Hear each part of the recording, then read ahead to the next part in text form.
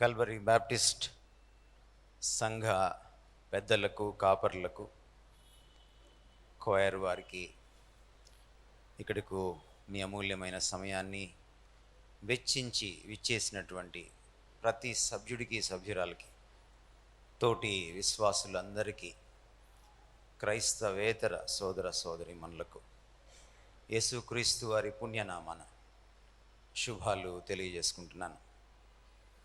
చాలా కాలం తర్వాత మీ సంఘానికి వచ్చి వాక్య పరిచర్య చేయడానికి దేవుడిచ్చిన కృపను బట్టి ఆయన స్తుతిస్తూ మీకు కూడా నా కృతజ్ఞతలు తెలియజేస్తున్నాను. ఈరోజు విశ్వాసం గురించి కొన్ని విషయాలు మీతో ముచ్చటించాలని ఆశపడుతున్నాను. చాలా గడ్డు పరిస్థితులు గుండా వచ్చాం మనం. దాదాపు 2020 నుంచి, మార్చి నుంచి ఇప్పటి వరకు కూడా అనేకమైనటువంటి అన్ఎక్స్పెక్టెడ్ థింగ్స్ ద్వారా, అనూహ్యమైన పరిణామాల గుండా మనం ప్రయాణం చేశాం. నిజానికి ఇలాంటి పరిస్థితులు వచ్చినప్పుడే మనం విశ్వాసంలో ఎక్కడున్నామో మనకు అర్థమవుతుంది. ఒకవేళ బయట వారు పాఠాలు నేర్చుకున్నా నేర్చుకోకపోయినా మనం మాత్రం ఖచ్చితంగా పాఠాలు నేర్చుకోవాలి. అప్పుడే మీకు క్రైస్తవ సునిశ్చిత హృదయం ఉంది అని గుర్తు అన్నమాట. ఒకవేళ ఇలాంటి పరిస్థితుల గుండా, ఈ అనూహ్యమైన పరిణామాలు, ఈ గడ్డు పరిస్థితుల గుండా వెళ్ళిన తర్వాత కూడా, మేబీ ఇప్పుడు 1917లో వచ్చింది స్పానిష్ ఫ్లూ, తర్వాత ఇప్పుడు వచ్చింది. బహుశా బ్రతికుండగా మీకు ఇది మొదటిసారి, మనందరికీ ఇది మొదటిసారి. ఒకవేళ పాఠాలు నేర్చుకోకపోతే మనల్ని మనం ఏమనుకోవాలంటే, మనకంటే ముద్దు శుద్ధలు లేరు అనుకోవాలి. అంటే చదువులో కాదు, బుద్ధిలో గుండె బండ అయిందన్నమాట. అటువంటి ముద్దు శుద్ధులు, బండరాళ్ళు ఇక్కడ కూర్చున్నారనుకోండి ఆదివారం, మీకు వాక్యము ఎక్కదు. వచ్చి కూడా అదేమిటంటే ఇతరుల కోసం రావడమో, మీ సెంటిమెంట్ కోసం రావడమో, మీకేదో ఉంటాయి కొన్ని మూఢనమ్మకాలు, తెచ్చుకొచ్చి కాసేపు కూర్చొని వెళ్తే ఏదో అయిపోతుంది అని, దానికోసం రావడమే తప్ప. కానీ చాలామంది అలా లేరని నేను నమ్ముతున్నాను.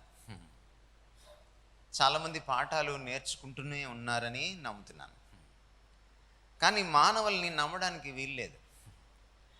ఒక ఆయన ఏమన్నాడంటే, మనం చరిత్ర నుంచి ఒకే ఒక పాఠం నేర్చుకున్నాం. అదేమిటంటే, మనం పాఠాలు నేర్చుకోమనే పాఠం నేర్చుకున్నాం అన్నాడు. బహుశా మీరు ఆ కేటగిరీలో లేరని నేను భావిస్తున్నాను. ఉంటే మీరు మారాలి. ఎందుకంటే చాలామంది అడిగారు ఇది వచ్చినప్పుడు, మళ్ళీ ఇంకొక అసలైన ప్రశ్న వేశారు నాకు. ఏమిటంటే, ఇది దేవుడు పంపించాడా అని. దేవుడు పంపించాడో లేదో నాకు తెలియదు, ఆయన నాకు చెప్పలేదు. కానీ ఒకటి మాత్రం నేను చెప్పగలను, దేవుడు అనుమతించాడు, అది చెప్పగలను. దేవుడు అనుమతించినప్పుడల్లా కారణాలు ఉంటాయి. తన బిడ్డల్ని సన్మార్గంలో నడిపించడానికి, చక్కదిద్దడానికి, తన బిడ్డల్ని వంచడానికి, తన బిడ్డల్ని మెరుగుపరచడానికి, తనలాగా మార్చుకోవడానికి, మలుచుకోవడానికి ఆయన ఇలాంటి వాటిని అనుమతిస్తాడు. ఎందుకంటే అనుమతించకపోతే మాటినే రకము కాదు మనం. సుఖం పెరిగే కొద్దీ మన క్యారెక్టర్ కూడా దిగజారుతుంది. అంచేత అప్పుడప్పుడు ఇలాంటివి రావాలి. ఇలాంటివి వచ్చినప్పుడు నిజమైన క్రైస్తవుడికి భయం ఏం లేదు. ఎందుకు భయం లేదంటే, బతికుంటే పాఠం నేర్చుకుంటాడు, బాగుపడతాడు. కొంచెం తగ్గిస్తారా, హమ్మింగ్ వస్తుంది. బతికుంటే బాగుపడతాడు, పాఠం నేర్చుకుంటాడు క్రైస్తవుడు, నిజమైన క్రైస్తవుడు. పోతే మరుక్షణం ఆయన దగ్గర ఉంటాడు. ఏదైనా లాభమే క్రైస్తవుడికి. కాబట్టి నిజమైన క్రైస్తవులు బెంబేలెత్తిపోవాల్సిన పని లేనేలేదు. ఈరోజు విశ్వాసం గురించి ఈ కాంటెక్స్ట్లో మీకు నేను 4 అంశాలని చెప్పాలనుకుంటున్నాను ఈ కొద్ది సమయంలో. Number 1, faith is anchored in God's character. విశ్వాసం ఎప్పుడు కూడా అది అసలు సిసలైన విశ్వాసం అయితే అది దేవుడు ఏం చేశాడు అనే దానిపైన కాకుండా దేవుడు ఏమై ఉన్నాడు అన్న దానిపైన ఆధారపడుతుంది. అంటే దేవుడు చేసే పని మీద కాకుండా దేవుని స్వభావ స్వరూపాల మీద ఆధారపడుతుంది. So what God did isn't really a great thing or an important thing for a person who has faith, a genuine faith. But what God is, దేవుడు ఎవరు అన్నదే నిజమైన విశ్వాసికి ప్రాముఖ్యం. మనం విశ్వాసంలో అప్పుడే పుట్టినప్పుడు, మనం విశ్వాసంలో చంటి బిడ్డలుగా ఉన్నప్పుడు, మనం సరికొత్తగా ప్రభువులోకి వచ్చినప్పుడు మనకు ఆయన ఎవరో పూర్తిగా తెలియదు. కాబట్టి మనం ఆయన చేసిన విషయాల్ని చూసి నెమ్మదిగా విశ్వాసంలో ఎదుగుతాం. ఆయన మన జీవితంలో చేస్తున్న విషయాల్ని చూసుకుంటూ విశ్వాసంలో బలపడతాం. బట్ కొంతకాలం అయిన తర్వాత ఆ విశ్వాసం పనికిరాదు. బైబిల్లో మన విశ్వాసం చిన్నపిల్లల లాంటిది, అలా ఉండాలి అన్నాడే తప్ప పిల్ల చేష్టల్లాగా ఉండకూడదు అనలేదు. ఇక్కడ చాలా ఇంపార్టెంట్ థింగ్ ఏంటంటే చైల్డ్ లైక్ ఫెయిత్కి చైల్డిష్ ఫెయిత్కి చాలా డిఫరెన్స్ ఉంది. అరే డోంట్ బిహేవ్ చైల్డిష్లీ అంటాం ఇంగ్లీష్లో. అంటే పెద్దవాడు పిల్లాడిలాగా ప్రవర్తిస్తే దాన్ని చైల్డిష్నెస్ అంటాం. కానీ పిల్లవాడు పిల్లవాడిలాగే ఉంటే దాన్ని చైల్డ్ లైక్నెస్ అంటాం. చైల్డ్ లైక్నెస్ అనేది పాజిటివ్, చైల్డిష్నెస్ అనేది నెగిటివ్. మన విశ్వాసం ఎప్పుడు కూడా చైల్డిష్గా ఉండకూడదు, చైల్డ్ లైక్గా ఉండాలి. పిల్లలాడి విశ్వాసం లాంటి విశ్వాసం ఉండాలి, కానీ పిల్ల విశ్వాసంగా మిగిలిపోకూడదు. మీకు నా భాష అర్థమైందని నేను అనుకుంటున్నాను. ఎందుకంటే మీ ముఖాలు ఎలా ఉన్నాయంటే విగ్రహాల్లో ఉన్నాయి తప్ప మనుషుల్లాగా లేవన్నమాట. అంటే వాటిల్లో ఏమి చలనం కానీ ఒక ఫీలింగ్ కానీ. సరే, కొంతమంది మాస్కులు వేసుకున్నారు కాబట్టి ఎలాగో వాళ్ళ ఫీలింగ్స్ తెలియవు. మాస్కులు తీసిన వాళ్ళైనా కనీసం మీ ఫేస్ ఉన్న చదివే భాగ్యం మాకు దొరికితే ధన్యులం అన్నమాట. సో అలా స్థిల ప్రతిమల్లా ఉండకండి. ఇంతసేపు అంటే మీకు మళ్ళీ మ్యూజిక్ కొడితే కానీ రాదా ఊపు? అలా వద్దు. So don't be childish in your faith, though you can be childlike. Childlike faith ఎలా ఉంటుంది అంటే స్వచ్ఛంగా ఉంటుంది, నిజాయితీతో ఉంటుంది, కల్మషం ఉండదు. చైల్డిష్ ఫెయిత్ ఎలా ఉంటుందంటే అది గిటకబారిందిగా ఉంటుంది, ఎదగదు, మరుగుజ్జుగా ఉంటుంది. అది ఎప్పుడు అలాగే ఉంటుంది. ఆ ఫెయిత్కి నేను చెప్పే ఈ పాయింట్ అర్థం కాదు.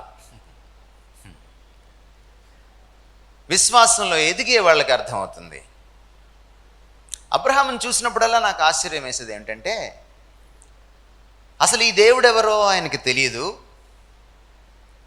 పూర్తిగా యెహోవా దేవుడు ఆయనకి అపరిచితుడు. మొట్టమొదటిసారి ఆయన్ని కలుసుకున్నాడు. అప్పటికి ఈయన విగ్రహారాధనలో మునిగి తేలడమే కాకుండా ఇతరులను కూడా విగ్రహారాధనలో ముంచి తేల్చేటువంటి వ్యాపారంలో ఉన్నాడు, విగ్రహాలు చేసే వ్యాపారంలో ఉన్నాడు.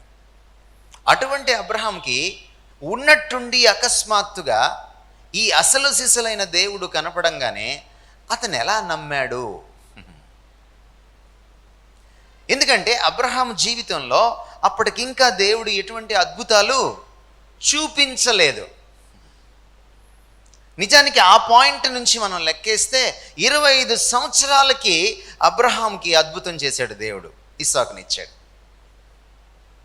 కానీ how could this man believe God despite there are no miracles in his life. ఈరోజు అద్భుతాల వెంట పడుతున్న క్రైస్తవులకి ఇది పాఠం. ఈ అద్భుతాల క్రైస్తవులు కరోనా రాగానే ఏం చెప్పారంటే, అబే ఇది మనల్ని ఏం చేయదు, మన దేవుడు గొప్పవాడు. వాట్సాప్ల నిండా, ఫేస్బుక్ల నిండా కాస్త చదువు, దీన్ని కాస్త ఆయనతో గడుపు, కాస్త ఆయనతో కలిసి నడిచి దొక్క ముక్కలు తిన్నాక ఏదైనా మాట్లాడు, బాగుంటుంది. అవేవి అనుభవాలు నీకు లేకుండా, వాక్యం లోతు నీకు లేకుండా, దొరికింది కదా ఫేస్బుక్ వాట్సాప్ అని పెద్దవాళ్ళు సైతం ఇలాంటి ప్రాఫెసీలు చెప్పేశారు. ఈలోపు సడన్గా దైవజనులు ఎగిరిపోయారు.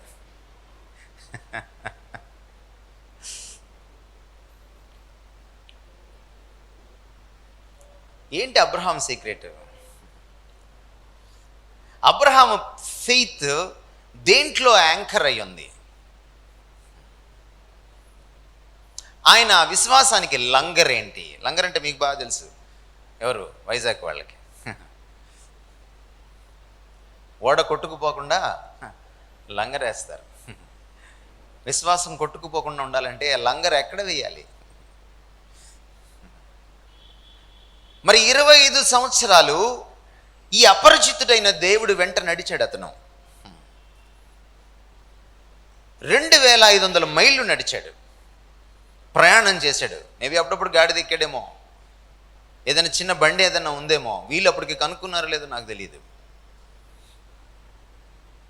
అంటే కాశ్మీర్ నుంచి కన్యాకుమారి దాకా అంత దూరం. ఏంటి ఈయన సీక్రెట్? ఈయన మనలాగా అద్భుతాల కోసం మాత్రమే చూసుంటే 25 సంవత్సరాల తర్వాత నమ్మవలసి వచ్చేది. But these 25 years he proved that he was so faithful to this God of the Bible. ఈ బైబిల్ దేవుడికి తాను ఎంతో విశ్వసనీయతను ప్రకటించినట్టుగా మనకి కనపడుతుంది. అందుకే విశ్వాసులకు తండ్రి అయ్యాడు. క్వశ్చన్ ఏంటంటే, ఈ రోజున నమ్మలేని పరిస్థితుల్లో దేవుణ్ణి ఎలా నమ్మాలి? అదే ప్రశ్న ఈ రోజున. అదే నీ క్రైస్తవ్యాన్ని నిలబెడుతుంది, చూపిస్తుంది 10 మందికి. ఏంటో తెలుసు అబ్రహాం సీక్రెట్? ఇదే. His faith was anchored in God's character.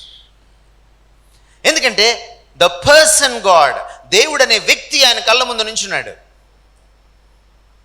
ఆ వ్యక్తితో ఉన్న సంబంధం, ఆ వ్యక్తిగత సంబంధం, ఆ బాంధవ్యం, ఆ సాన్నిహిత్యం. చాలా తరచుగా దేవుడు అబ్రహాం దగ్గరికి వచ్చి మాట్లాడుతూ ఉండేవాడు. ఈయన చెప్పడమే తప్ప ఏం చేయడానో రోజు నవ్వింది సారా. కానీ వీళ్ళిద్దరి బంధం చాలా గొప్పది. ఎంత గొప్పదంటే, అబ్రహాం సంగతి మనకు తెలియదు కానీ దేవుడు అబ్రహాంని నా స్నేహితుడు అన్నాడు. అబ్రహాం దేవుడిని నా స్నేహితుడు అంటే పెద్ద గొప్ప విషయం కాదు. దేవుడు ఏమన్నాడంటే అబ్రహాంని నా స్నేహితుడు అన్నాడు. అంత గొప్ప సాన్నిహిత్యం. 25 సంవత్సరాల్లో స్నేహించేశాడు దేవుడితోటి. మీరు ఎలా గడుపుతారు? మీ వాట్సాప్తో, మీ ఫేస్బుక్తో అలా గడిపేశాడు దేవుడితోటి. పాతకాలంలో భార్యలు ఉదయాన్నే లేచేవాళ్ళు. పాతకాలంలో మాత్రమే ఉదయాన్నే లేచేవాళ్ళు. లేవగానే వాళ్ళు చేసే పని ఏమిటంటే, దేవుణ్ణి తలుచుకుంటారో లేదో తెలియదు కానీ పక్కన భర్తను చూసేవాళ్ళు, బతుకున్నాడో లేదో అని. అప్పుడు మాంగళ్యాన్ని బయటికి తీసి కళ్ళకద్దుకునేవాళ్ళు.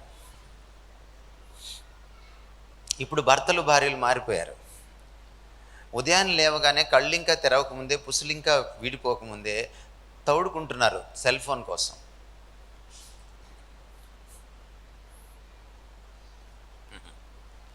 అబ్రహాము దేవుడి కోసం తడువులాడాడు. ఆ రిలేషన్షిప్, ఆ ఫెలోషిప్, ఆ ఫ్రెండ్షిప్ ఎంత గొప్పదంటే, సొదొమ గొమొర్రాల్ని నాశనం చేయడానికి దేవుడు బయలుదేరినప్పుడు దేవుడు ఎవరికి చెప్పాలండి? దేవుడు ఎవరినైనా సలహా అడగాల? దేవుడు ఎవరికైనా ముందుగానే చెప్పి బయటికి వెళ్ళాలా?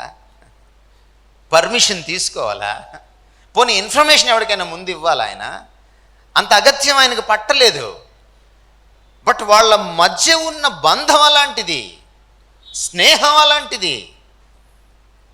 దేవుడు అబ్రహాముకి చెప్పకుండా ఉండలేకపోయాడు. ఆ విషయాన్ని ఆయనే వాక్యంలో వ్యక్తం చేశాడు. కాబట్టి అబ్రహాము విశ్వాసము ఎక్కడుంది? లంగర్ ఎక్కడేసాడు అబ్రహాము? సాక్షాత్తు దేవుని వ్యక్తిత్వంలో, సాక్షాత్తు దేవుని క్యారెక్టర్లో. కష్టం వచ్చినప్పుడు, నష్టం కలిగినప్పుడు, అనారోగ్యం వచ్చి పడ్డప్పుడు, ఉపద్రవాలు వచ్చినప్పుడు, అవమానాలు అపార్థాలు పుట్టుకొచ్చినప్పుడు మనం ఎందుకు చెల్లించిపోతామంటే మన విశ్వాసం ఇంకా దేవుడు ఏం చేస్తాడు అన్న దాని మీదే ఉంది తప్ప దేవుడు ఏమై ఉన్నాడు అన్న దాని మీద లేదు. ప్రభు జయకుమార్ నన్ను క్షమించాలి, ఈ మధ్యకాలంలో చేసే ఆరాధనలు నేను అందుకే నమ్మట్లేదు. మీ చప్పట్లు, మీ పోస్టర్లు, మీ హడావిడి, మీ మ్యూజిక్ చెడ్డదని నేను అనట్లేదు, లోతు లేదంటున్నాను. లోతు లేదు. ఫస్ట్ 2 పాటలు పాడారు మీరు కదా, ఆంధ్ర క్రైస్తవ కీర్తన నుంచి చప్పగా పాడారు. మరి అప్పుడు ఎందుకు వేయలేదు మ్యూజిక్ అంతా? అప్పుడు కూడా వేయచ్చుగా మ్యూజిక్ అంతా. మరి వేరే పాటలు ఉన్నాయి, వాటికి ఎందుకు అంత మ్యూజిక్? మీకు తెలియదేమో, నేను చెప్తా. ఆ పాటకి మ్యూజిక్ లేకపోయినా అది నిలబడుతుంది, ఈ పాటలు మ్యూజిక్ లేకపోతే నిలబడవు. మీరు 2వ పాట పాడారే, అది ఒకసారి చదువుకోండి, దాంట్లో థియాలజీ ఎంత తప్పు ఉందో. ఎందుకని కొన్నిసార్లు పాటలు పాడిన వింటాను, ధ్యానిస్తాను పాటని. ఈరోజు మనం నేర్చుకోవాల్సింది ఏమిటంటే మనం ఊరికే అద్భుతాలు వెంట పరిగెట్టకూడదు. చాలామంది హాస్పిటల్కి వెళ్ళాం, చాలామంది కరోనా బారిన పడ్డాం. అంటే మన దేవుడు లేడంటారా? చాలామందిని పోగొట్టుకున్నాం, మన దేవుడు లేడంటారా? విశ్వాసము పిల్ల విశ్వాసం నుంచి అది పెద్ద విశ్వాసంగా ఎదిగేటప్పుడు ఇవి తప్పవు. ఎదిగే కొలది మనము దేవుడు చేసే పనుల మీద నుంచి సాక్షాత్తు దేవుని మీదే ఆనుకుంటాం. అది విశ్వాసం. ఎందుకని యేసుక్రీస్తు వారు అద్భుతాలు చేసి చేసి చేసి మళ్ళీ మాకు ఒక అద్భుతం చూపించు అని అడిగితే వ్యభిచారులారా తిట్టాడా? తిట్టలేదా? అదేంటి అద్భుతాలు అడిగిన వాడిని వ్యభిచారులారా అంటాడేంటి ఆయన? మీకు అర్థమైందా ఆ పరిభాష?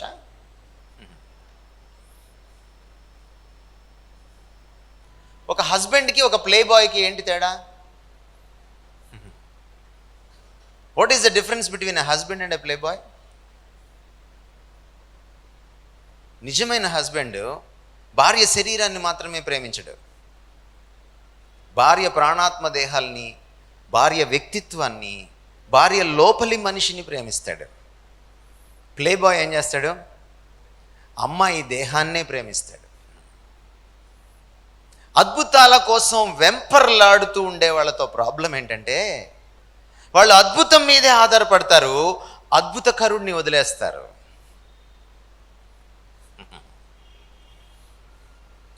మీ ఫెయిత్ ఎక్కడ యాంకర్ అయి ఉంది ఈరోజున?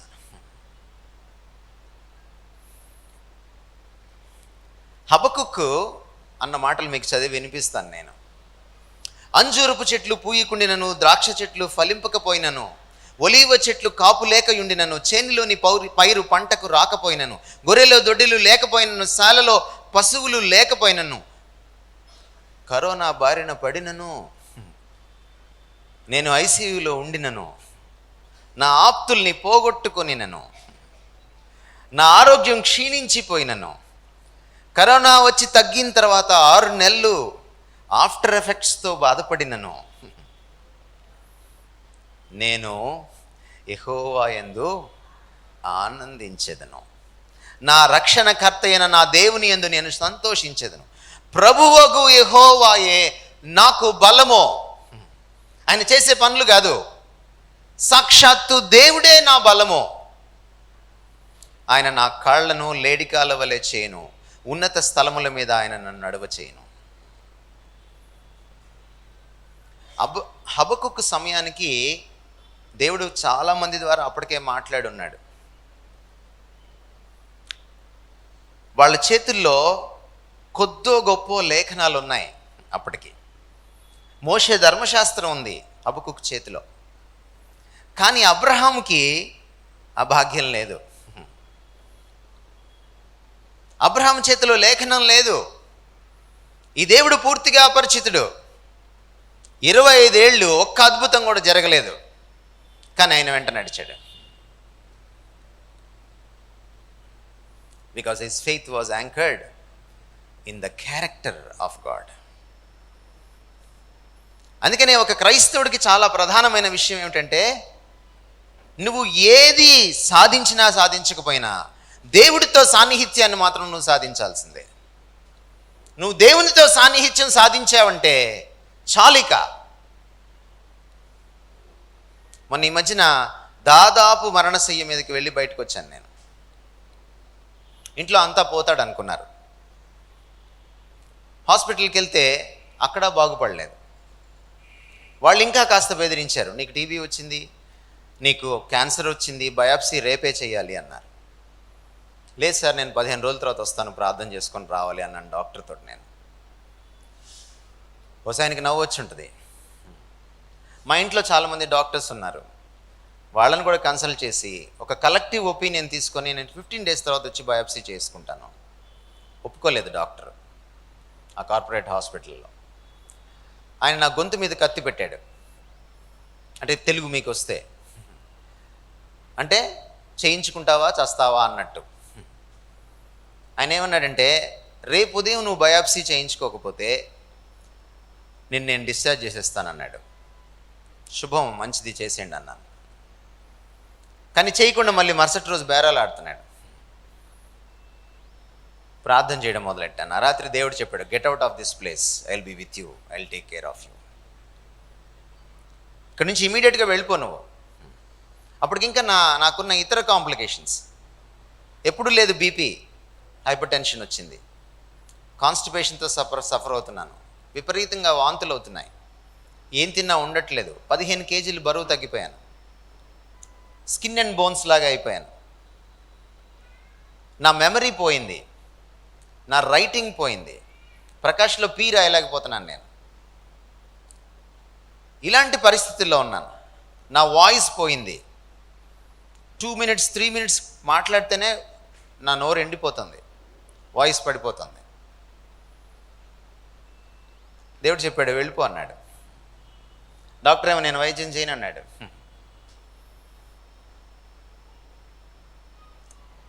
నా వైఫ్, మా ఇంట్లో వాళ్ళందరూ నాతో పోట్లాడారు, నువ్వు డాక్టర్ చెప్పినట్టు విను అని. నేను వినలేను, ఎందుకంటే నాకు ఆ లీడింగ్ రావట్లేదు. కానీ ఇది ప్రోటోకాల్ కూడా కాదు. ముందు బయాప్సీకి ఎవరు వెళ్ళరు క్యాన్సర్ వస్తే, ముందు చాలా ఉంటాయి. ఇంటికి వెళ్ళిన తర్వాత 15 రోజుల తర్వాత చాలా సఫరింగ్ ఉండా వెళ్ళిన తర్వాత డాక్టర్ గారు సెప్టెంబర్ నుంచి తిను, అక్టోబర్ నుంచి తిను అన్నాడు నాన్ వెజ్. ముందుగానే బలమైన ఆహారం తినడం మొదలెట్టాను. కరెక్ట్గా నెల రోజుల్లో దేవుడు అన్నీ హీల్ చేసుకుంటా, ఒక్కొక్కటి హీల్ చేసుకుంటా. మళ్ళీ ఈరోజు బీపీ లేదు. హైపర్ కాల్షియమియా వచ్చింది, డయాలసిస్ చేయాలన్నారు. ఈరోజు కాల్షియం లేదు, హైపర్ కాల్షియమియా లేదు.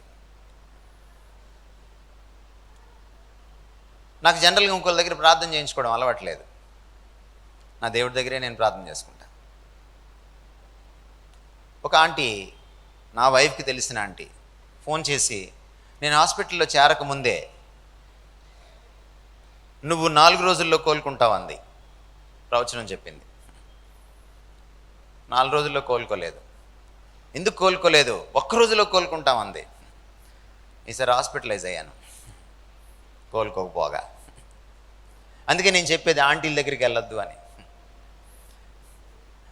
మళ్ళీ ఆంటీ గారు పాపం చాలా ప్రేమ కలిగిన ఆవిడ చాలా ప్రేమతోనే చేశారు. కానీ ఆవిడకి తెలియదు అది ప్రవచనం కాదనే సంగతి. ఆవిడ మీరు అడగండి దేవుణ్ణి, మీరు అడగట్లేదు దేవుణ్ణి అంది. నేను అడగను దేవుణ్ణి అన్నాను. ఆయన ఇష్టం, ఈ లైఫ్ ఆయనది, నా లైఫ్ ఆయనలో గుప్తమై ఉంది. బ్రతికిస్తే ఏదో సేవ ఇస్తాడు చెయ్యాలి, ఇంకా ఏదో మిగిలింటే బతికిస్తాడు. లేదు అయిపోయింది నా పని అయిపోయింది అని అంటే తీసుకుంటాడు. రెండు నాకు లాభమే. మొన్నటిదాకా ఒక్కడే నేను, ఇప్పుడు పెళ్ళయింది కాబట్టి ఆమె సంగతి చూసుకో. ఇదొకటే నేను అడిగాను దేవుణ్ణి. హాస్పిటల్ నుంచి బయటకు వస్తుంటే మా బామ్మర్ది పోట్లాడాడు, వెళ్ళడానికి వీల్లేదు అని, ట్రీట్మెంట్ అయ్యేదాకా. నేను ఒకటే అడినాను తనతోటి, దేవుడు నాకు ఇలా చెప్తున్నాడు ఇంటికి వెళ్ళమని, నువ్వేమో ఇక్కడ ఉండమంటున్నావు, ఏం చేయమంటావు అని. చాలా ప్రార్థనాపరుడు అతను. నేను అడ్డు చెప్పను అన్నాడు. అప్పుడు పరిస్థితి ఎలా ఉందంటే ఇక బాగుపడడు. అప్పుడు నేను షీబాని పిలిచి, నా వైఫ్ని పిలిచి చెప్పాను, నేను దేవుడు నాకు అష్యూరెన్స్ ఇస్తున్నాడు, టైం పడుతుంది, టైం పడుతుంది. ఈరోజు మీ ముందు నన్ను ఫస్ట్ మెసేజ్ ఇది, నిన్న ఫస్ట్ సెమినార్. మన విశ్వాసం ఆయనలో ఉండాలి కానీ ఎప్పుడు ఆయన చేసిన పనులపైన ఉండకూడదు. అందుకనే ఆదికాండంలోనే 15వ అధ్యాయంలోనే రాయబడిన మాట ఏంటంటే, అబ్రహాము దేవుని నమ్మెను. ఆయన అద్భుతాలని కాదు, దేవుణ్ణే నమ్మాడు, అద్భుతకరుణ్ణే నమ్మాడు. ఆయన దానిని అతనికి నీతిగా ఎంచెను.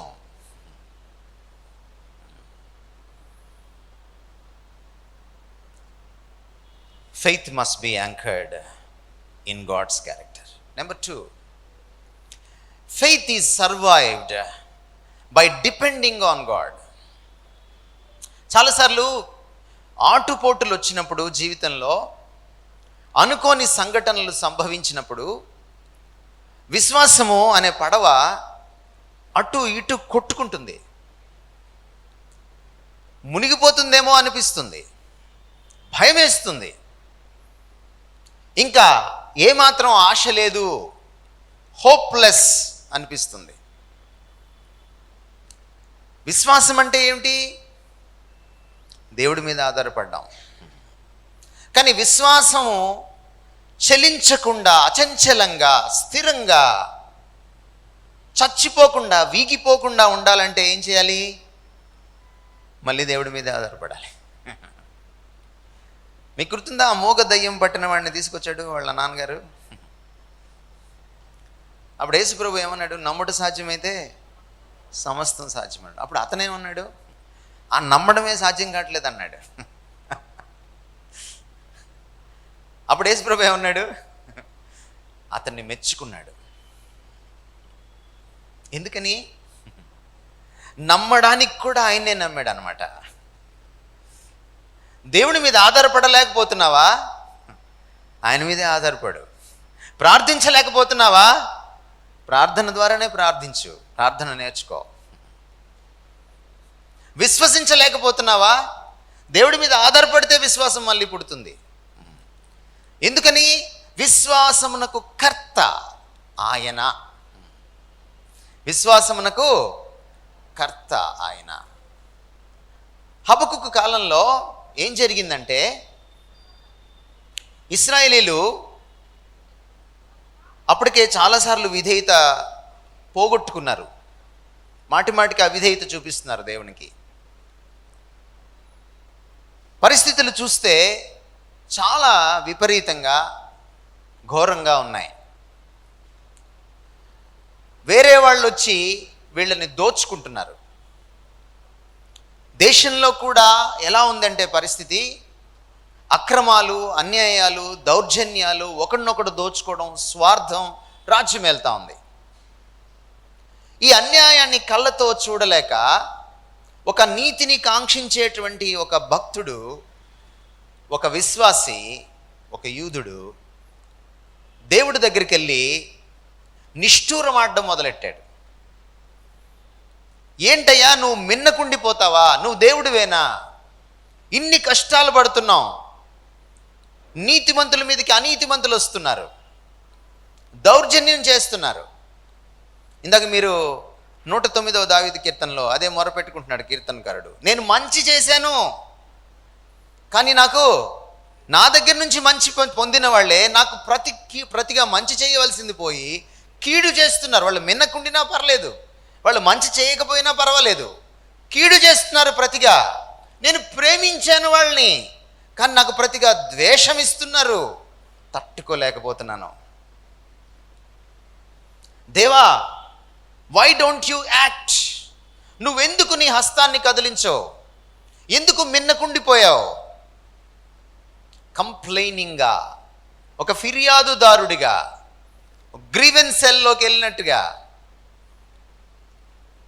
దేవుని సన్నిధిలో నిష్ఠూరమాడుతున్నాడు హబకుక్కు. అప్పుడు హబకుక్కుతో దేవుడు మాట్లాడిన మాట, హబకుక్కు 2వ అధ్యాయము 2-4 వచనాలు చదువుతున్నాను. యెహోవా నాకు ఈలాగు సెలవిచ్చును, చదువువాడు పరిగెత్తుచు చదువు వీలొగినట్లు నీవు ఆ దర్శన విషయమును పలక మీద స్పష్టముగా రాయుము. ఆ దర్శన విషయము నిర్ణయ కాలమున జరుగును, సమాప్తమగుటకు ఆతురపడుచున్నది, అది తప్పక నెరవేరును. అది ఆలస్యముగా వచ్చినను దాని కొరకు కనిపెట్టుము, అది తప్పక జరుగును, జాగు చేయక వచ్చును. వారు యథార్థపరులు కాక తమలో తాము అతిశయపడుదురు, అయితే నీతిమంతుడు విశ్వాస మూలముగా బ్రతుకును. ఎలా సర్వైవ్ అవుతాడు ఒక క్రిస్టియన్? దేవుడు కొన్నిసార్లు డిలే చేస్తాడు. ఆ డిలేలో కూడా ఒక మంచి ఉంటుంది. నీకు నాకు అది అర్థం కాదు,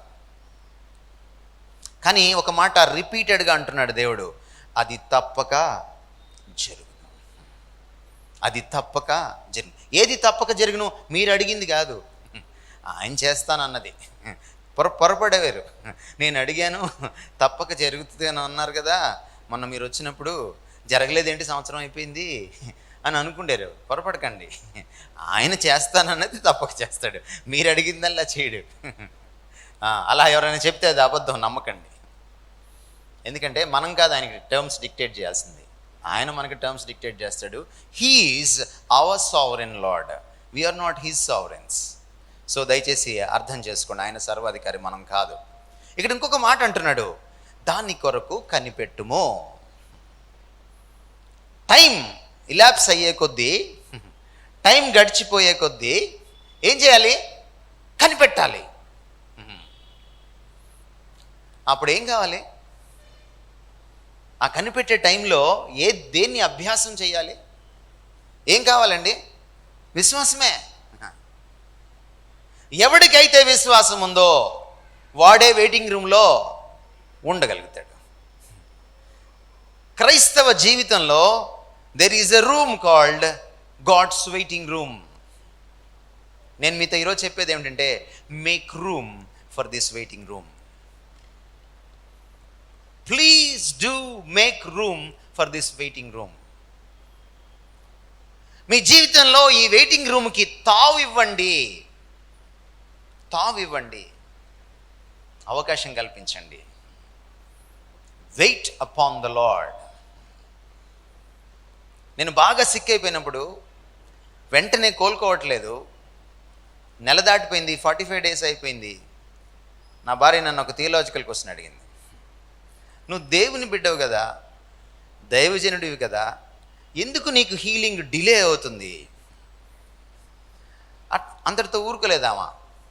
ఆమెకి బైబిల్ తెలుసు కదా, దేవుడు ఇలా తాకగానే స్వస్థత అయిపోతుంది కదా, మాట చెప్పగానే స్వస్థత అవుతుంది కదా, తలీతాకుమి అన్నాడు కదా, నీకేంటి అని అంది.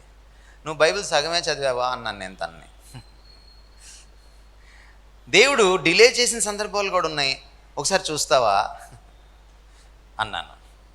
ఉన్నాయి అంది. బహుశా నాకు ఎందుకు దేవుడు డిలే చేస్తున్నాడంటే, ఇంకా నేను ఇంకేదో పాఠాలు నేర్చుకోవాలి, నేను ఇంకా ఏదో తర్ఫీదు పొందాలి, ఇంకా మస్ట్ ఏదో మిగిలిపోయింది, మలినం ఏదో మిగిలిపోయింది, అది వదలకొట్టాలి. కొన్నిసార్లు ఒక మరక పోకపోతే మళ్ళీ మీరు వాషింగ్ మిషన్లో వేస్తారు, అవునా? మళ్ళీ వేసాడనమాట వాషింగ్ మిషన్లో. మరక వదలకపోతే మీరేం చేస్తారు? వాషింగ్ మిషన్లో ఇంకొంచెం గట్టిగా తిప్పేది ఉంటుంది అనమాట, ఆ బటన్ మారుస్తారు. ఎందుకు? గట్టిగా తిప్పుతున్నాడు అనమాట. ఏమో ఏముందో ఆయనకి నచ్చంది నాలో, అది నేను కనిపెట్టుకోవాలి. బట్ ఒకటి నాకు తెలుసు, ఆయన డిలే చేసినా ఆయన తప్పక చేస్తాడు. ఆ మాట నాకు ఇచ్చేశాడు ఆల్రెడీ, నాకు మాట ఇచ్చాడు ఆయన. కాబట్టి నేను అనుమానించాల్సిన పని లేదు. అంతేకాదు, ఆయన చేసినా చేయకపోయినా నేను ఆయన నమ్ముతాను. ఎందుకంటే my faith is anchored in God's character, not in what he does but what he is. ఆయన ఏం చేస్తాడనే దాని మీద నా విశ్వాసం ఆధారపడలేదు, ఆయన ఎవరన్న దానిపైన నా విశ్వాసం ఆధారపడింది. Faith is anchored in God's character, faith is survived by depending on God. కొంతమందికి ఉంటాం బలహీనము, విశ్వసించలేని పరిస్థితుల్లో ఉంటాం, విశ్వసించడానికి కుదరదు మనకి. బహుశా మనకి దేవునితో సాన్నిహిత్యం అంత ఉండకపోవచ్చు, మనకి అంత లోతైన అనుభవం ఆయనతో ఉండకపోవచ్చు, మనకి వాక్యం లోతుగా తెలిసి ఉండకపోవచ్చు, వాక్యం చేత మనం పట్టబడి ఉండకపోవచ్చు. But you can do one thing. ఇవేవి నీకు లేకపోయినా ఒక పని నువ్వు చేయొచ్చు, మోకరించి విశ్వాసం కోసం ప్రార్థన చేస్తే విశ్వాసం ఉంచడానికి వీలవుతుంది. దేవుణ్ణి నమ్మడానికి కూడా దేవుణ్ణి నమ్మాలి.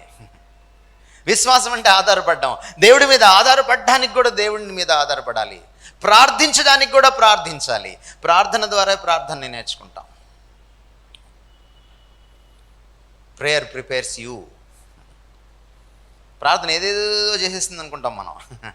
ప్రార్థన ఏదేదో చేయకముందు నిన్ను చేస్తుంది ఏదైనా, అదన్నమాట.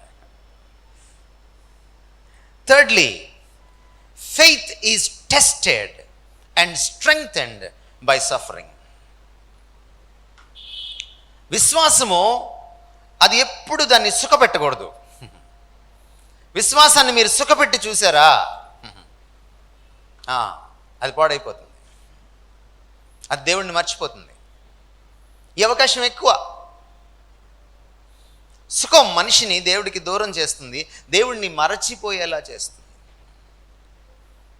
సొలొమోను రాశాడు కదా, సుఖంలో నీకు బోరు కొట్టేదాకా దేవుడిని గుర్తు చేసుకో. సొలొమోను రాసిన ప్రసంగి గ్రంథం మీకు అర్థమైందో లేదో నాకు తెలియదు. సొలొమోను ప్రసంగి గ్రంథాన్ని బాగా ముదుసలివాడు అయిపోయిన తర్వాత రాశాడు. ఎవరికి రాశాడంటే బాగా యవనంలో ఉన్న వాళ్ళ కోసం రాశాడు. An old man's counsel to young man, to young people. ఏమిటి ఆయన ఏం చెప్పదలిచాడు 12వ అధ్యాయంలో? దుర్దినములు రాకముందే, అంటే నీ సుఖం ఎండయ్యే రోజు వస్తుంది. వేటి యందు సుఖాలయందు నాకు సంతోషము లేదు. నేటి భాషలో చెప్పుకోవాలంటే లైఫ్ బోరు కొట్టక ముందే. లైఫ్ ఎప్పుడు బోరు కొడుతుంది? సుఖం వెంబడి సుఖం, సుఖం వెంబడి సుఖం, comfort after comfort, happiness after happiness, అంతా బాగుంటుంది. మనం ఎలా ఉంటాం? ముందు దేవుడిని మర్చిపోతాం, తర్వాత మనుషుల్ని లెక్క చేయం. అవునా? కరోనా వచ్చి కదిలిస్తే తప్ప కొంతమందికి వాళ్ళు భూమి మీదకి రాలా. వాళ్ళు పెద్ద నిచ్చెన ఒకటి వేసుకుని అక్కడ తిరుగుతున్నారు. ఎవరిని తాకలేదు ఈ కరోనా. అది ఎంత నిష్పక్షపాతి, అది ఎంత న్యాయవంతురాలు. పేదవాణ్ణి, గొప్పవాణ్ణి, రాజుగారిని, సామంతుణ్ణి, సామాన్యుణ్ణి, అందరినీ తాకింది. బలహీనుల్ని, బలవంతుల్ని. కొంతమంది నాకేంటి, నా ఆరోగ్యం ఏమిటి అనుకున్నావు అనుకున్న వాళ్ళని కూడా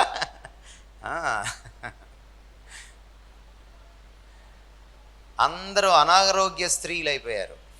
ఆరోగ్యశ్రీ కాదు, అనారోగ్యశ్రీ అయిపోయారు. అనారోగ్య శ్రీమతులు కూడా అయిపోయారు. అప్పటికైనా బుద్ధి వచ్చిందా లేదో నాకు పెద్ద అనుమానం. ఎందుకంటే సర్వే చేయలేదు కాబట్టి. మనిషికి తొందరగా ఒక పట్టాన బుద్ధి రాదు. కనీసం క్రైస్తవులమైనా బుద్ధి తెచ్చుకుందాం. Because we are God conscious people. దేవుని స్పృహలో బ్రతికే వాళ్ళం కదండి మనం కూడా పాఠాలు నేర్చుకోకపోతే ఇక బయటవాడు ఎందుకు నేర్చుకుంటాడు? మీకు ఒక విషయం చెప్పనా? కరోనా మచ్చు తునక మాత్రమే. మచ్చు తునక అంటే తెలుసా మీకు? శాంపిల్ ఆడవాళ్ళకి బాగా తెలుసు శాంపిల్ అంటే. ఏదైనా షాప్కి వెళ్తే వాళ్ళు శాంపిల్స్ బాగా కొట్టేస్తారు. అది తిని చూస్తారు, ఇది తిని చూస్తారు, అది తీసుకుంటారు. శాంపిల్ తర్వాత తీరా కొన్నారనుకోండి, అన్ని శాంపిల్స్ చూసినా మళ్ళీ కొనరు. పొరపాటున కొంటే మళ్ళీ కొసరు అడుగుతారు.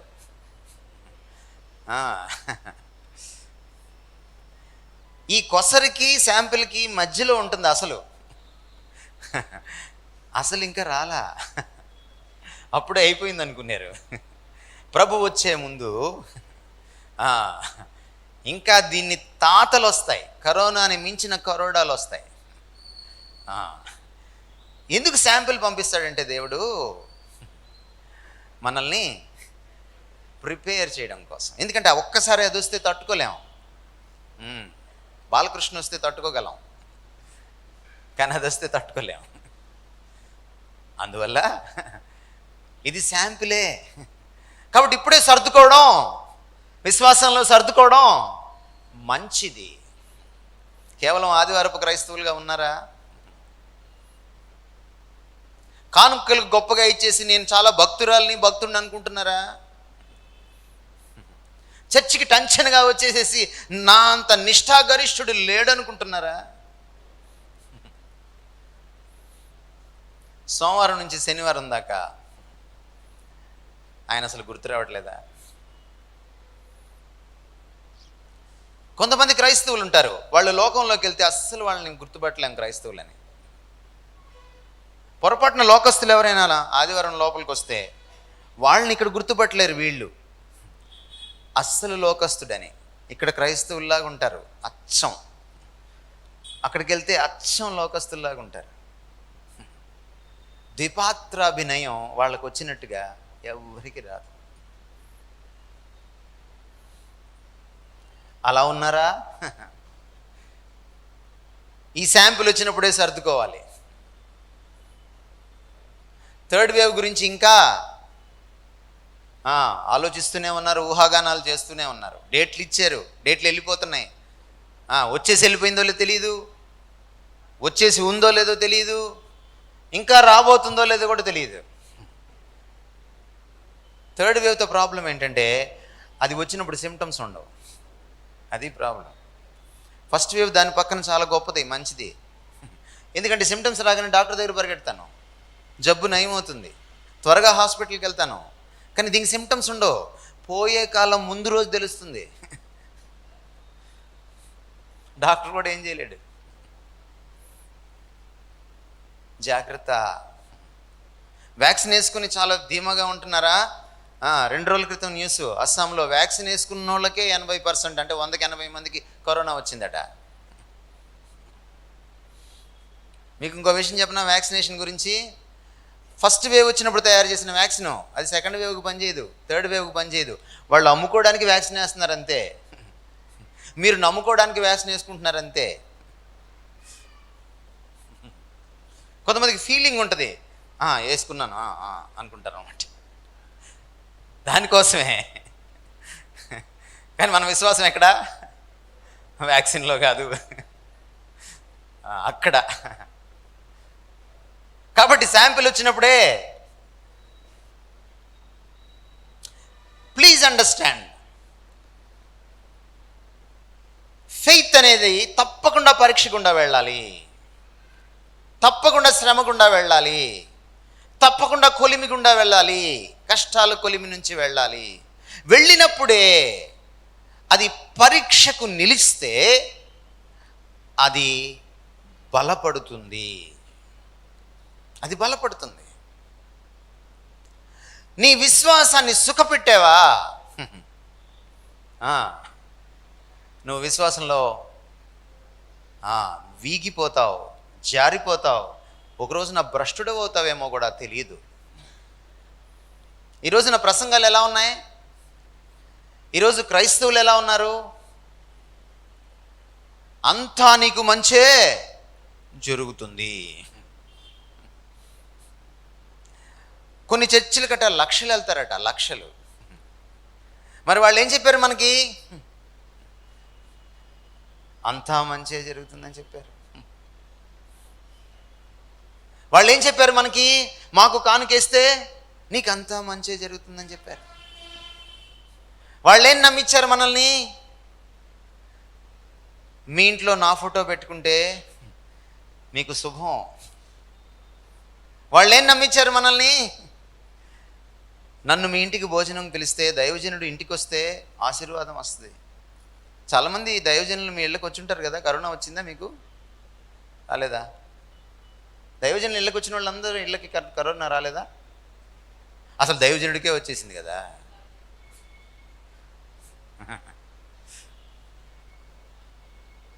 మనం భారతీయులు అండి, క్రైస్తవులమైనా ఆ బ్లడ్ పోదు మనలో.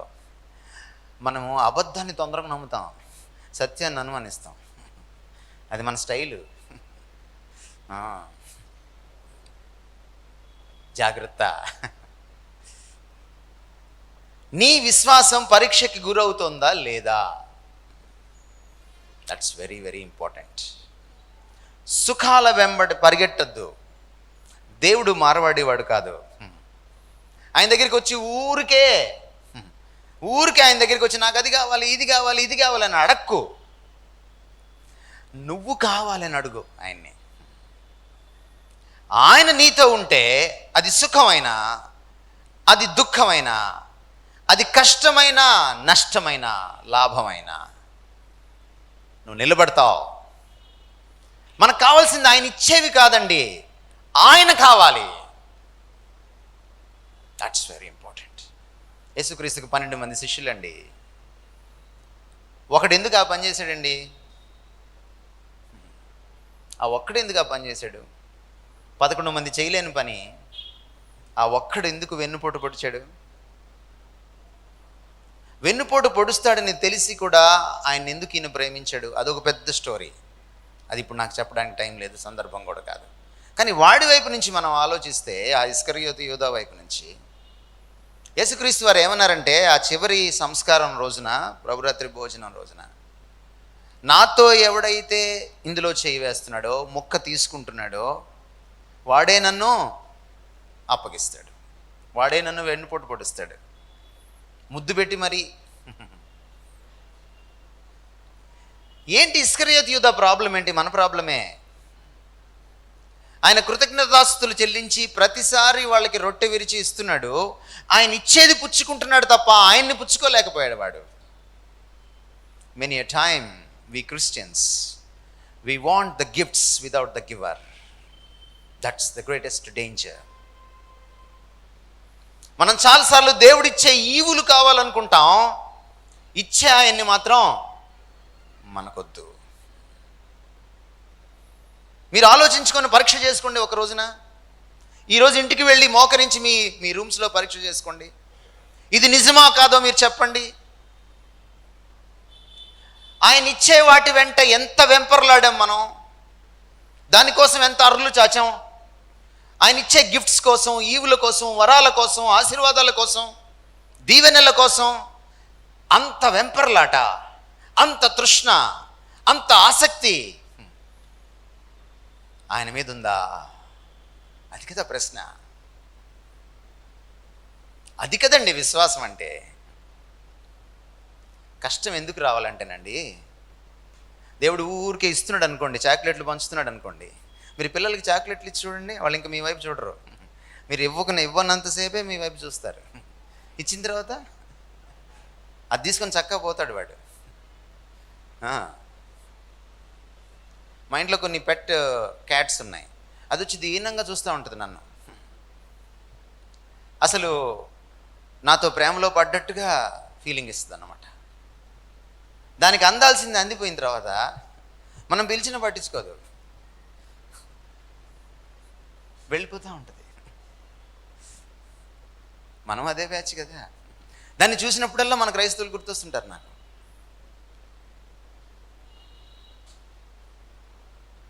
Do you love the lord more than his gifts? More than you love his gifts.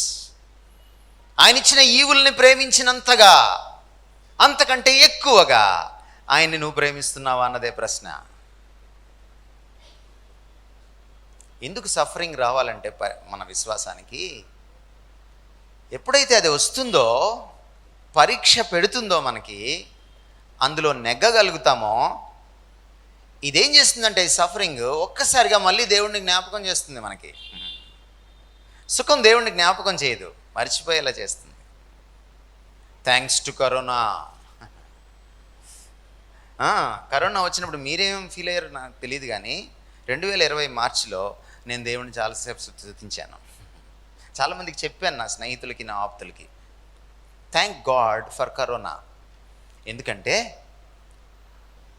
ఒకప్పుడు పిల్లలు ఇంట్లో ఉండేవాళ్ళు కాదు. కరోనా వచ్చేటప్పటికి పాపం అయ్యగారులందరూ ఇంట్లో కూర్చున్నారు. ఒకప్పుడు భర్త ఇంటికి లేటుగా వచ్చేవాడు, ఆఫీస్ అయిపోయిన తర్వాత కూడా రాడు. కానీ ఇప్పుడు ఆ భార్య ముఖమే చూడాలి.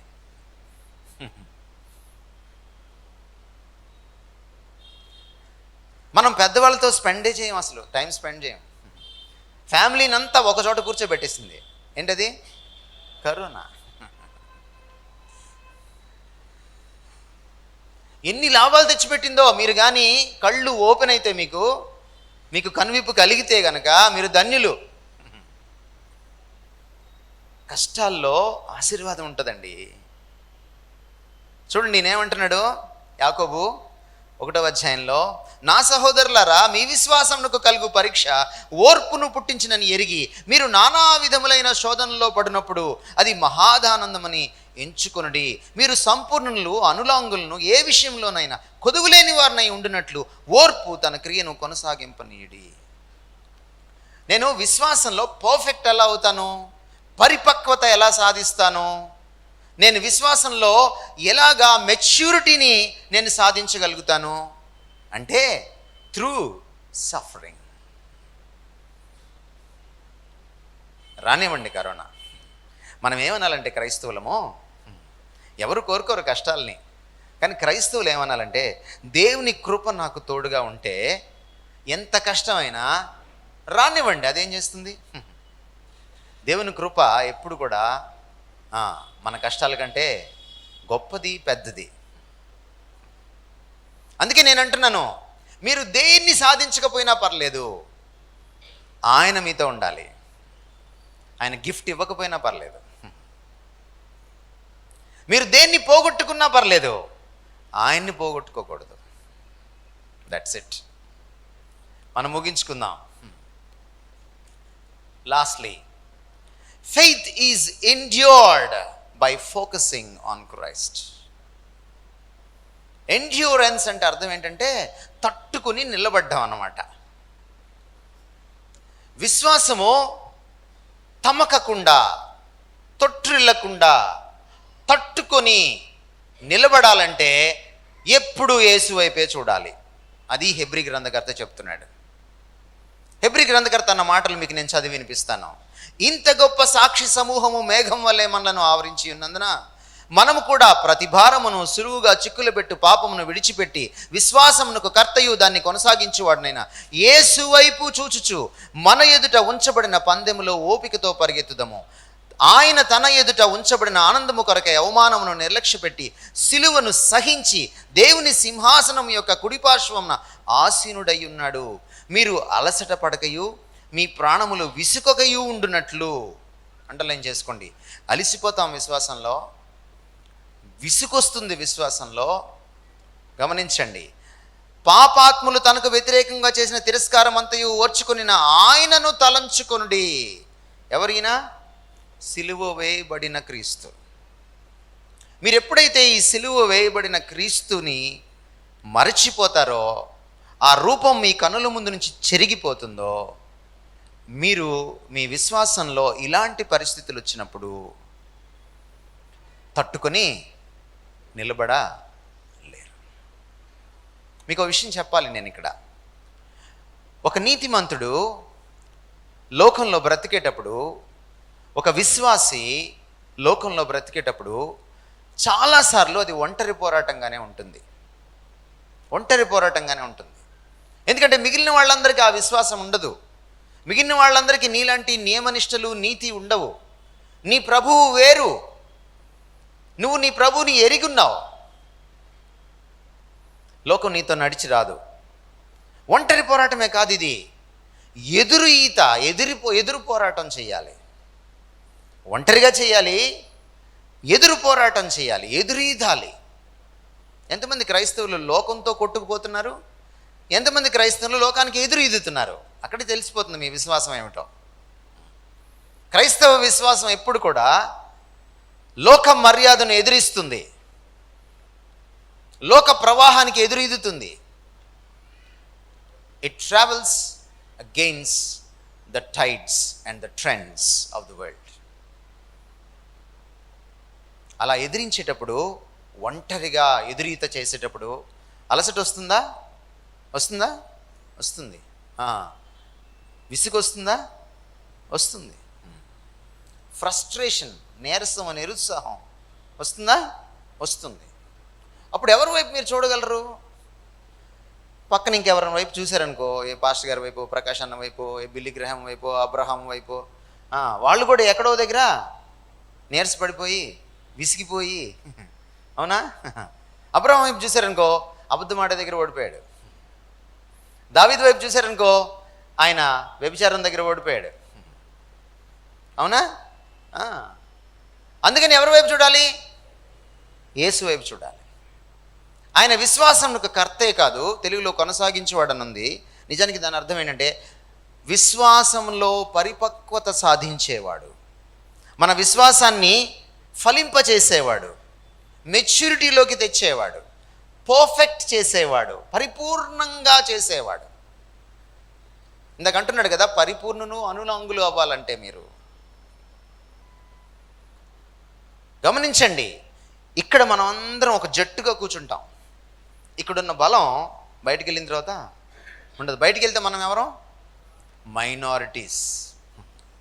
మనం ఎవరం? మైనారిటీస్. మైనారిటీస్కి కొన్ని హక్కులు, కానీ ఆ హక్కులు కూడా మిమ్మల్ని రక్షించవు. మీరు అందుకనే ఈ స్టెప్స్ దిగిన దగ్గర నుంచి ఎవరి వైపు చూడాలి? ఎందుకంటే ఇది ఒంటరి పోరాటం, ఇది ఎదురు పోరాటం. అందుకని ఆయన వైపు చూడాలి. అప్పుడు కరోనా రానివ్వండి, దాన్ని జేజమ్మ రానివ్వండి, భయమేమీ లేదు. అందుకని నేను మీకు మనవి చేసేది ఏంటంటే,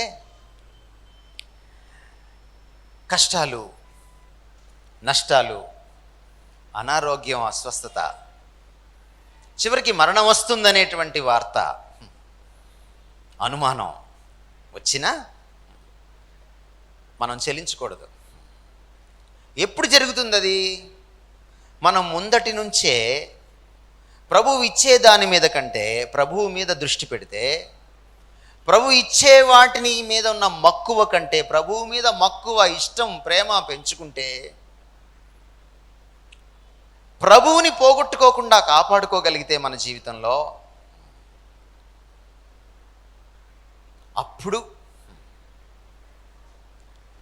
ఖచ్చితంగా ప్రతి కష్టం, ప్రతి అనారోగ్యం మీకు కొత్త పాఠాలు నేర్పిస్తుంది, మిమ్మల్ని సరికొత్త విశ్వాసులుగా మారుస్తుంది.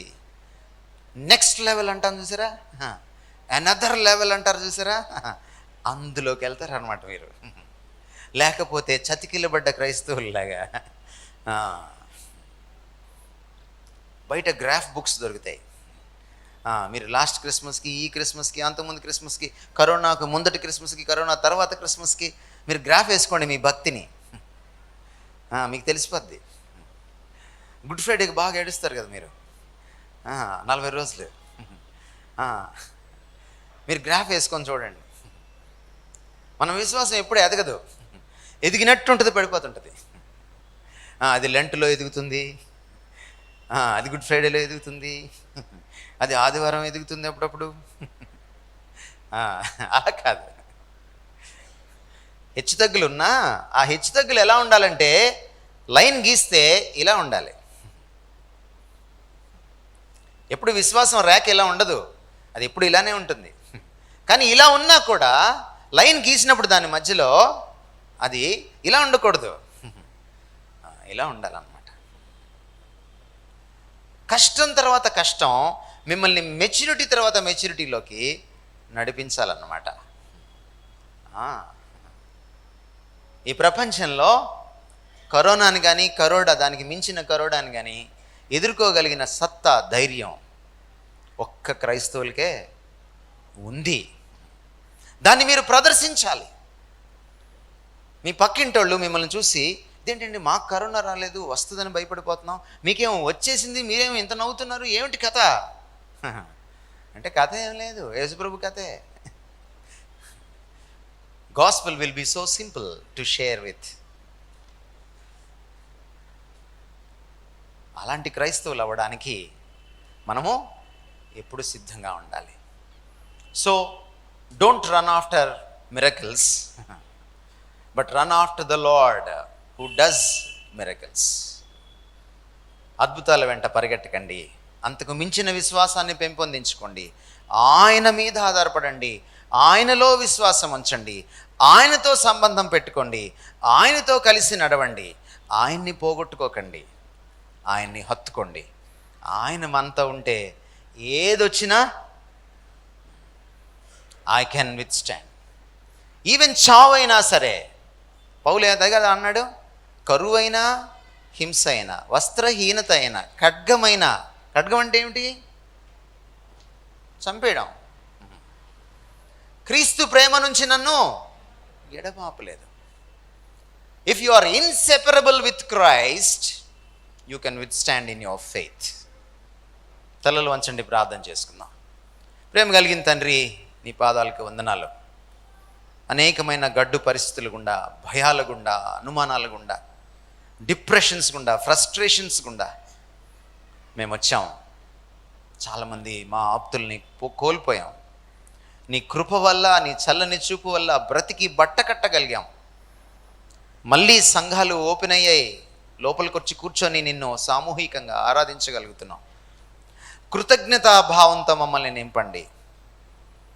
నువ్వు కలుగ చేసిన, లేక నువ్వు అనుమతించిన ఈ సఫరింగ్ నైనా, ఈ యొక్క గడ్డు పరిస్థితి బట్టి నిన్ను స్తుతించడం మాకు నేర్పండి. ఎందుకంటే అది మాకు సాన పెడుతోంది, మమ్మల్ని రాటుదేలుస్తోంది, మా విశ్వాసాన్ని ఇంకా ఇంకా ఇనుమడింప చేస్తోంది, పటిష్టం చేస్తోంది. ఇదే నీ చిత్తమైతే అలాగే జరుగునుగాక. నాయనా, నిన్ను మాత్రం మేము హత్తుకోవడానికి, నీవిచ్చే ఈవుల కంటే నిన్నెక్కువగా ప్రేమించడానికి మాకు కృప చూపించండి. మా విశ్వాసం మెట్టుకు నీ క్యారెక్టర్లో యాంకర్ అవ్వడానికి, నీ వ్యక్తిత్వమే మా విశ్వాసానికి పునాదిగా ఉండడానికి మా కృప చూపించండి. ఈ లోకంలో ఒంటరి పోరాటం చేసేటప్పుడు, ఈ లోకంలో ఎదురు పోరాటం చేసేటప్పుడు నీ వైపే చూసి మేము పురికొల్పబడడానికి, అలసిపోయినప్పుడల్లా, విసిగిపోయినప్పుడల్లా, నిరుత్సాహపడినప్పుడల్లా, నిస్పృహలోకి జారిపోయినప్పుడల్లా నిన్ను చూసి మళ్ళీ పరిగెట్టడానికి, మళ్ళీ లేవడానికి, మా పరుగు పందెంలో, మా విశ్వాస పోరాటంలో గెలుపొందడానికి, కిరీటం సంపాదించడానికి మా కృప చూపించాలని యేసుక్రీస్తు వారి పేట వేడుకుంటున్నాము తండ్రి. ఆమేన్.